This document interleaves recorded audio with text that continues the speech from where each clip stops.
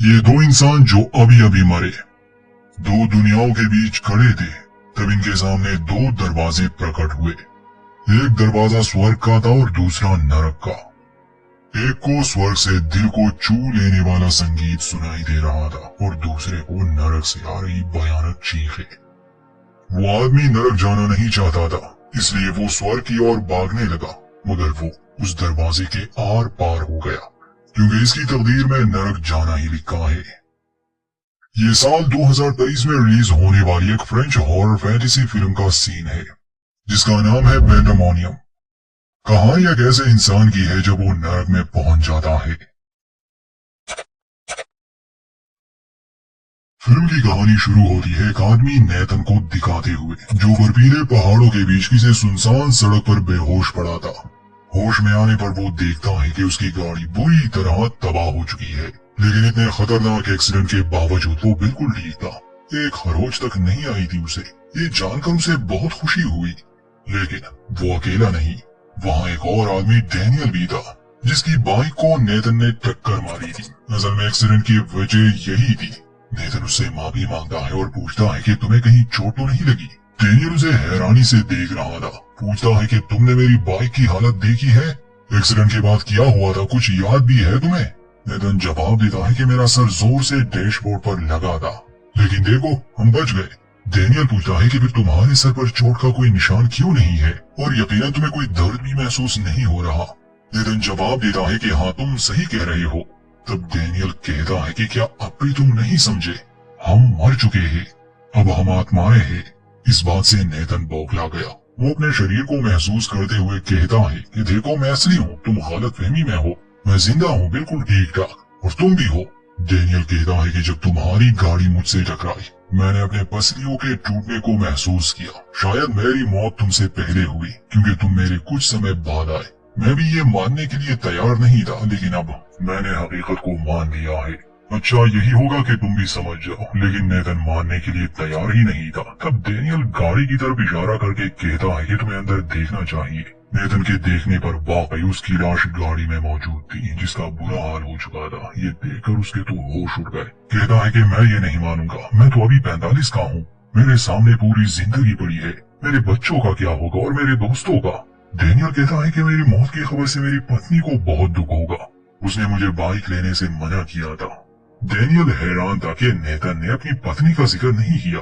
खैर डैनियल इस बात से खुश था कि मौत के बाद भी एक दूसरी दुनिया है।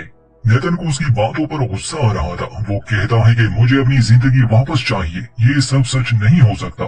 डैनियल को उसकी बात पर गुस्सा आ जाता है और समझाने के लिए वो उसकी लाश गाड़ी से बाहर निकालकर उसके सामने रख देता है, ताकि वो सच्चाई मान ले। नेतन से ये सब देखा नहीं जाता, इसलिए डैनियल उसके चेहरे पर एक रुमाल रख देता है। तभी उन्हें गाड़ी की आवाज सुनाई दी। करीब आने पर नेतन उस आदमी से मदद मांगने की कोशिश करता है, लेकिन वो आदमी उन दोनों को नहीं देख सकता था। नेतन खुश था कि शायद ये आदमी उनकी मदद करेगा, मगर वो आदमी उसका वॉलेट चुरा कर निकल गया। नेतन को बहुत गुस्सा आया, लेकिन इस सब से एक बात तो वो समझ गया कि वो वाकई मर चुका है, और अब उसे इस बात की चिंता थी कि अगर कोई दूसरी दुनिया है मौत के बाद, तो नरक और स्वर्ग भी होगा। वो डैनियल से पूछता है कि अगर हमसे किसी का खून हुआ हो तो क्या हम फिर भी स्वर्ग में जाएंगे? डैनियल हैरान होकर पूछता है कि किसका खून?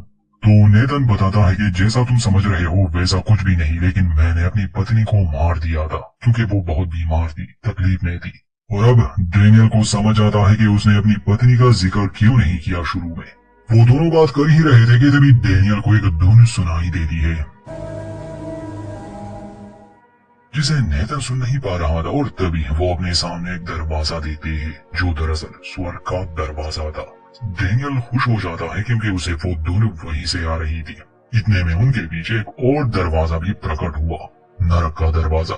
नेतन को वहां से भयानक आवाजें आ रही थी। डैनियल कहता है कि हम दोनों को अलग अलग दरवाजों से आवाजें आ रही है, जिसका मतलब साफ है कि तुम नरक में जाओगे और मैं स्वर्ग में। अब इससे पहले कि डैनियल दरवाजे के उस पार जाए, नेतन डैनियल को धक्का देकर खुद ही उस दरवाजे से गुजरने की कोशिश करता है, लेकिन वो उस दरवाजे के आर पार हो गया, जिससे वो काफी निराश था, क्योंकि वो नरक नहीं जाना चाहता था। डैनियल उसे समझाता है कि अब कोई दूसरा रास्ता नहीं। नेतन एक्सीडेंट के लिए उससे माफी मांगता है। तब डैनियल कहता है कि तुम्हारी गलती नहीं थी, मेरा ही ध्यान नहीं था। दरअसल मैं सड़क के पास खेलती एक बच्ची को देख रहा था। खैर दोनों एक दूसरे से गले मिलते हैं और अब डेनियल अंदर जाने के लिए तैयार था, लेकिन इस बार डेनियल भी उस दरवाजे को पार नहीं कर पाता। हैरान था वो, उसे समझ नहीं आती कि ऐसा क्या हुआ, और अब तो उसे भी वो भयानक आवाजें सुनाई दे रही थी। तभी वहाँ एक बच्ची आती है जो उनसे अपनी माँ के बारे में पूछ रही थी। दरअसल ये वही बच्ची है जिसे एक्सीडेंट से पहले डेनियल ने देखा था, लेकिन उसे इस बात का अंदाजा नहीं था कि उसकी बाइक से वो बच्ची भी मारी गई। वो बच्ची कहती है कि तुम दोनों की वजह से मेरी जान चली गई, अब तुम दोनों नरक में चलोगे। जिसके बाद वो चिल्लाने लगती है, इसलिए वो दोनों से उठाकर स्वर्ग में फेंक देते हैं। डेनियल उदास था क्योंकि उसे भी अब नरक जाना था। वो कहता है कि हमें नरक में फेंकने के लिए कोई आएगा नहीं, जिस पर नेथन उसे लात मारकर अंदर भेज देता है, लेकिन वो खुद जाने के लिए तैयार नहीं था। तभी उसे लेने एक बहुत ही भयानक राक्षस आता है, जिससे डरकर नेथन खुद ही अंदर चला गया। अंदर उसे बहुत सारे लोग दिखते हैं जो इस समय जमीन पर बेहोशी की हालत में पड़े थे। वहाँ पर एक छोटी बच्ची भी थी। नेथन को समझ नहीं आता कि आखिर वो नरक में क्या कर रही है। नरक तो मासूमों के लिए नहीं, इसलिए नेथन उसके पास गया। उसका हाथ पकड़ने पर वो ये देख पाता है कि आखिर उसके साथ क्या हुआ था। इस बच्ची का नाम जेनी है। जेनी ने अपने परिवार के साथ कुछ बहुत ही भयानक किया था, जिस वजह से वो जेल में थी। एक थेरापिस्ट उससे पूछती है कि तुमने अपने परिवार के साथ ऐसा क्यों किया। जेनी कहती है कि मुझे अपनी बहन से नफरत है।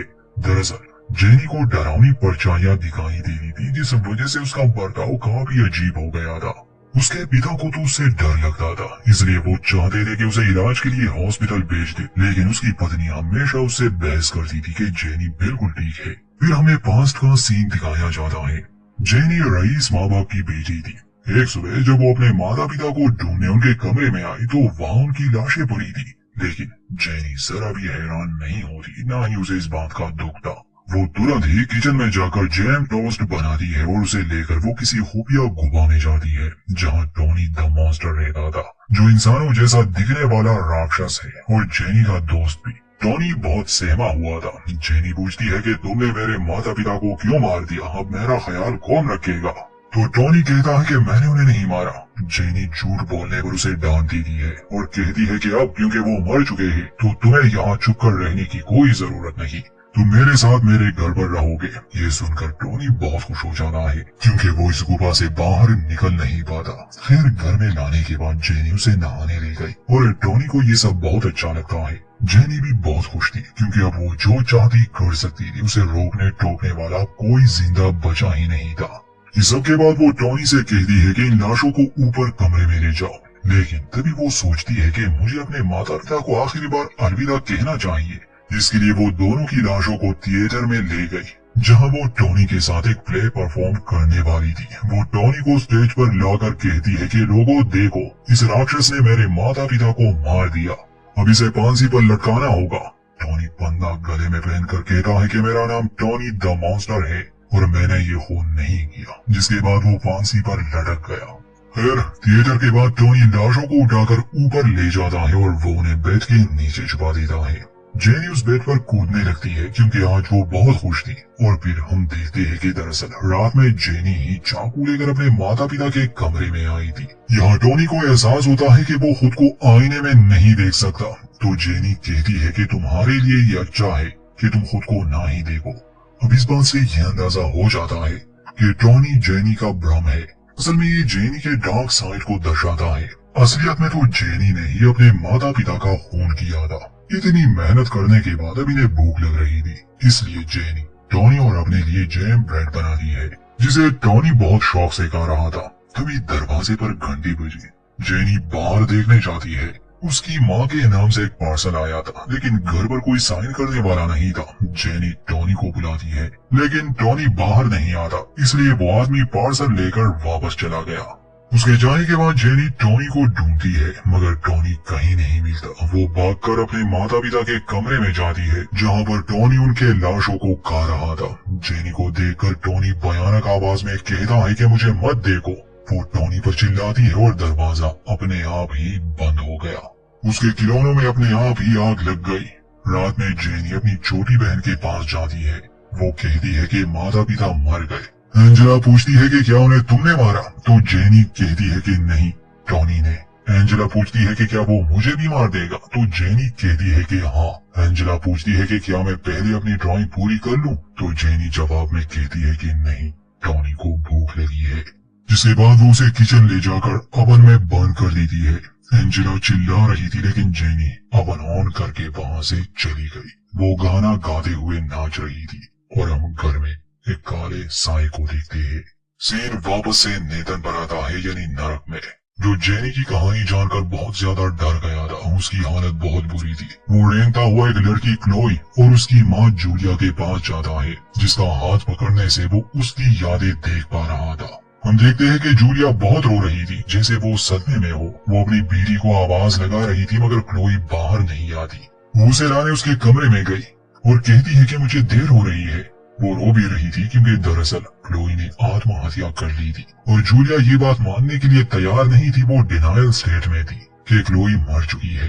वो उसकी लाश को घसीटते हुए नीचे ले आई, जहां वो उसे नए कपड़े पहनाकर नाश्ता देती है। वो क्लोई की लाश से कहती है कि अगर सब कुछ खराब ना होता तो अभी हम छुट्टियां मना रहे होते। और फिर हम क्लोई को देखते हैं जब वो जिंदा थी। जूलिया उसके पास आकर कहती है कि जल्दी करो, तुम्हें देर हो रही है। नाश्ते के समय क्लोई चाकू को गौर से देख रही थी। तब उसे याद आता है कि कैसे उसके स्कूल की लड़कियां उसे बुली करती है। स्कूल के लिए जाते समय क्लोई अपनी माँ से कहती है कि मैं ये सब और नहीं सह सकती, वो स्कूल नहीं नर्क है। लेकिन जूलिया उसे समझाती है कि ये स्कूल तुम्हारे लिए नया है, इसलिए तुम्हें आदत हो जाएगी।